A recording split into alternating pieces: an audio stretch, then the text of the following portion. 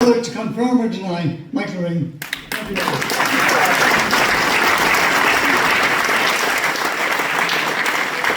Thank you very much, Dermot. Cahela, Peter Flynn, Cahela from York County Council, Sean Carey, Councillor Kyle, O'Malley, McNamara, Roy, and Maxwell, my head is on. And there's so much I want to think about, and I know I'll leave without thanking somebody. But first of all, I want to say to the councillors, the Cahela, the County Council, and Joanne, thank you for a fantastic speech, really, thank you. And I'd like you to give her a big round of applause.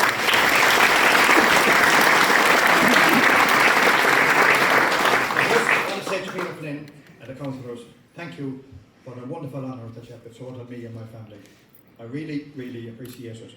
You know, tonight, it's not often, you know, people get praise, and I see Father King and Father Kinney were here early. Usually, it's Father King or Father Kinney that will be giving praise to someone when they're gone. And I suppose I'm lucky to be getting praise when I'm still alive.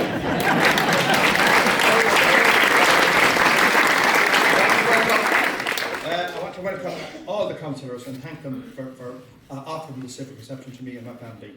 I also want to welcome Deputy Ciara Keogh, Minister Alan Dillon, Senator Mark Duffy, and all the councillors, and particularly my friends that are here this evening. And I look back, and I'm not going to mention names because of dangerous, but I'm going to mention just three.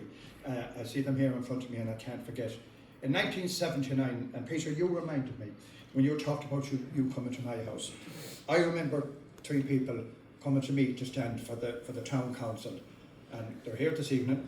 And they are, I suppose, Patrick Durkin and the Lord of Mercy and Jackie Gibbons, who's not with us now. They arrived at my house, and John Mayock, and I'll have to say that they asked me to stand for the Urban Council in 1979, and I said no, no, no. And to be fair, they came back again and they convinced me. And I talked to an old friend of mine here, I see him in front of me, Ollie Hopkins, and Ollie said, look, we'll go and we'll stand for it and we'll show them. And I remember, I can never ever forget the vote I got in 1979.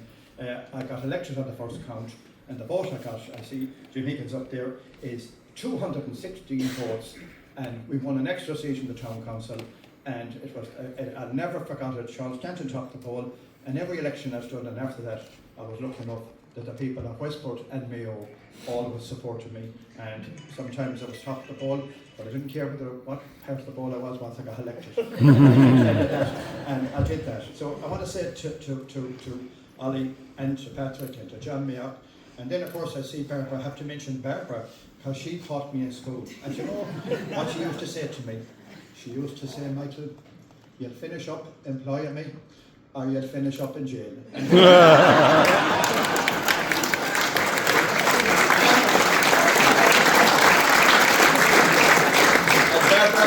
You're a great old teacher, and I finished up employing you when I was in the BEC.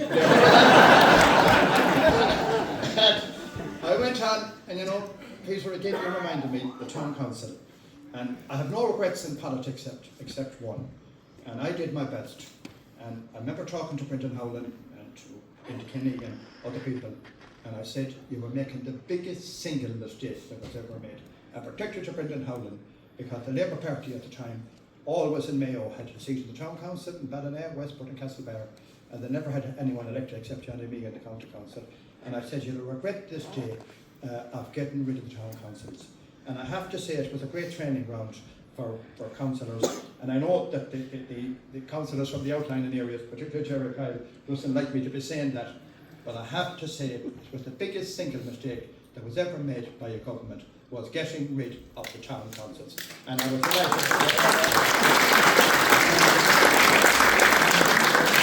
was delighted to see that the government are now talking about bringing them back. And Peter, I certainly will be lobbying, and I certainly will be lobbying. But I just wanted to say tonight to particularly to the people that started me off in my political career. And I move on, then I got elected to the county council, and then I got elected at the hall. And I remember, and I have to say this, Ciara, you got elected at the hall this year. I was on the three of them at one time. I'd be in Dublin Tuesday, Wednesday and Thursday trying to get home for the council meeting on Thursday evening, at the county council on a Monday, and I didn't know where I was sometimes. But I did give up the urban council, I stayed in the county council, and another big mistake made by government was taking the TDs away from the county council. But I want to say this tonight. We've been lucky in this county. We have had fantastic officials. And Joanne, I want to say to you and your staff and your team, and I see people here that have served the council well over the years, to be fair to the council officials, they will be led by the elected representatives. And I want to say this tonight to all these people here. Thank them for, first of all, for putting their names on the ballot paper. Because democracy is a very precious thing.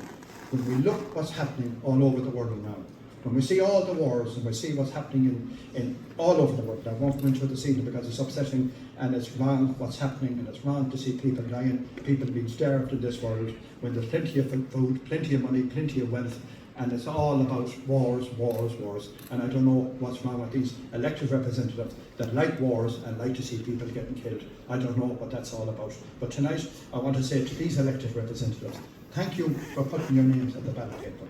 And you know, we give out about politicians. And I used to always say this about the church and politics. The first two people that give out about most are the politicians and the church. And when people are in trouble, the first two people they will go to when they're in trouble, it's the politicians and the priests. And I want to say that tonight, and Brother Kenny, I'm putting my profession first, they'll come to the politicians first and the priests. So, let's move on. When I got elected to the Dáil in 1994, people often asked me what was the greatest day in my life, and that was the greatest day. And I remember leaving the Crown Centre in Castlebar, and I said to myself, I looked around, and I said, do I know what I'm doing? Do I really, am I fit for this? And I was, thought about it, and from that, I got strength and I got, I said, I'm going to represent the people that saw fit to elect me today against all the odds in 1994. And then I move on to my office staff. And I want to say, first of all, to Anne, and I'm going to talk about the office staff first and then talk about my family. I want to say to Anne, Suzanne and Maggie, and Gemma was there with me when I was a minister. I had the best team in Ireland.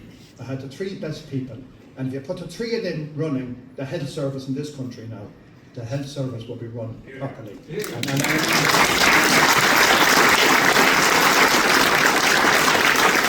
Because they're just multitask, they could do anything. And Maggie was with me for almost 30 years, and Suzanne was with me for 22, and Anne has put up all her life.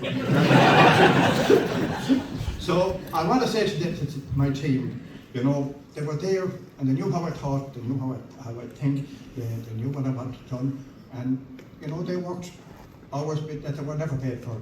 They came in on a Saturday and Sunday, and they were with me in the good days and the bad days. And in politics, you have some great days and you have some bad days.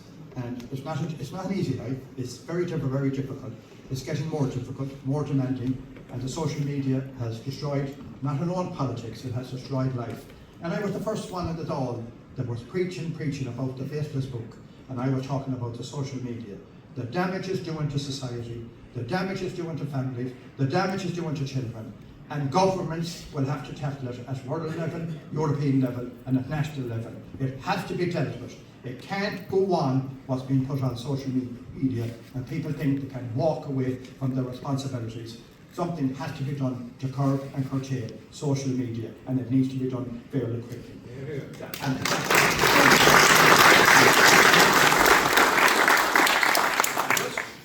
One, and then I was lucky enough, I was elected in 94, 97, 2002, 7, 11, 16 and 20, and I was very honoured. We had some great elections, but when I was made Minister for State for the Department of Transport, Tourism and Sport, I think I got the best ministry in government. They were talking about, and I tell Henry Kenny this and Indy knows this, they were talking about putting me into social welfare to look after POS schemes. And I remember Fred Hogan ringing me the day before, he said, we have a great job for you. And only if Father King is here, I tell you what I said to Fred Hogan. And I told him what I could do with that job. And I was going to be Minister for State with John Burton, but I didn't take that job. And I have to say, they said to me, you can have whatever junior minister you want. And I remember talking to a few of my friends, and I got good advice. I went through the list, and I took the Department of Transport, Tourism and Sport, and by God, did I make the right decision. I remember my senior minister.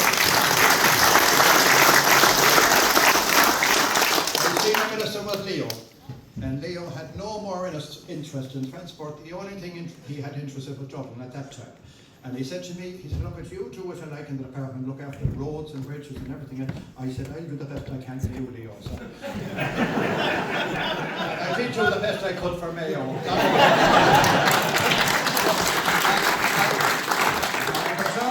And I got the Department of Sport. But I do remember, and I really appreciate your speech. It was the most beautiful speech in the way you put it.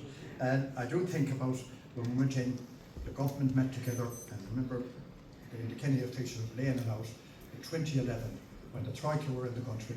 There wasn't a penny to be found. The country was in a terrible state, and they were looking at ways and means to try and get money and get the economy going again. And I remember we got the role, I was given the role of organising the gathering. People forget back, and it's only 2011, it's not too long ago, people forget. I think I did every town hall in every city in London, or in Britain, and I was sent to America to try and get people to come back for the gathering. And I'll tell you straight, I want to say this to our diaspora today. The people from Mayo and from Ireland that have gone abroad and live abroad, they never forgot where they came from. And the one thing they did say to me, we were, you're back again begging for Ireland. And when the economy and the country and the tiger was flying around, you never thought about us, you never asked us to do anything, you never gave us any support. Now we are back again when the country and the economy is down. And every single community from Manchester to Boston responded to the gathering. And I can tell you one thing, that was the start of getting the tourism back on its feet again. And then we went on and we had the Wild Atlantic Way. And I remember RTE, on that particular evening, the budget, I remember Mary Wilson quite clearly stating, what she said was, that's something now to keep Michael Ring happy. Well, it was one of the best things that ever happened was the Wild Atlantic Way, yes, and it certainly set up the west of Ireland and rural Ireland, and it was a very simple project.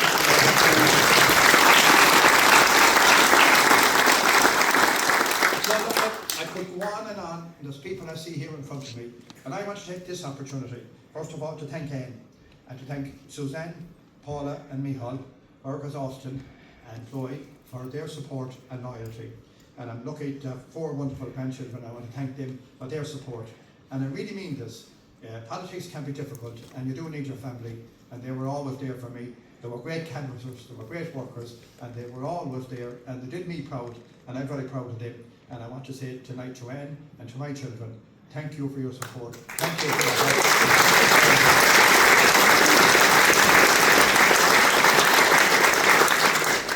I met a lot of good people along the way, a lot of friends, and since I retired, the amount of mass cars, and again, Brother King, I've done a great job for your profession.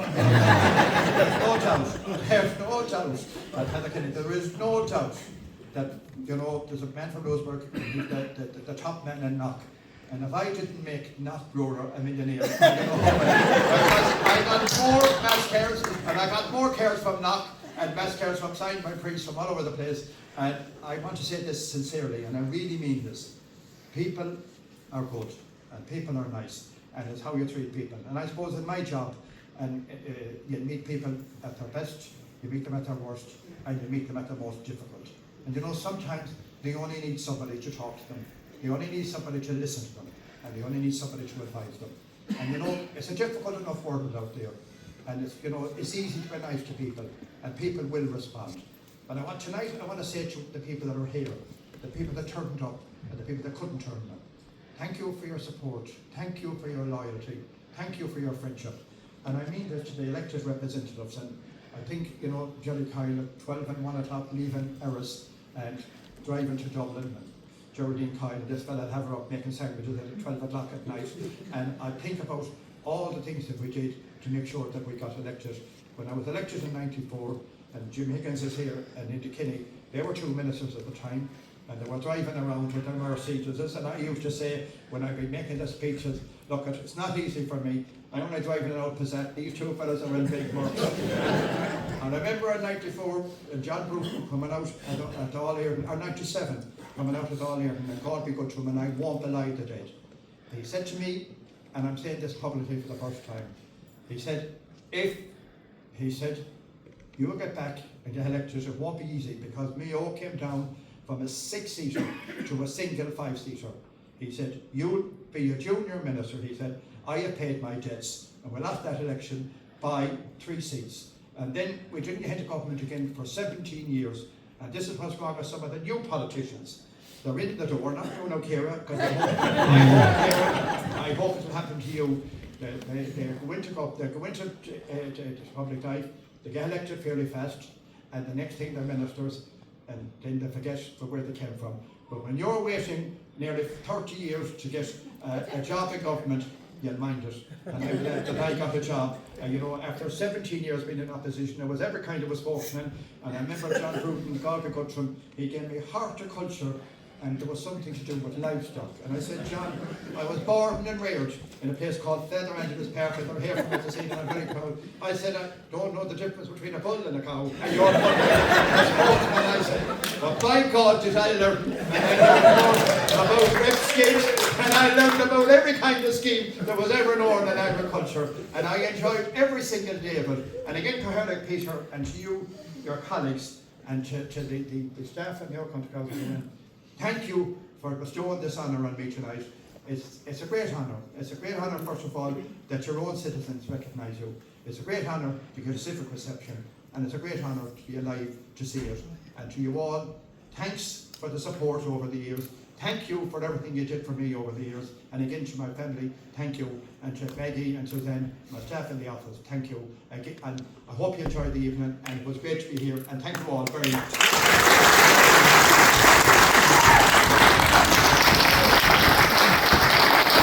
Michael Ring.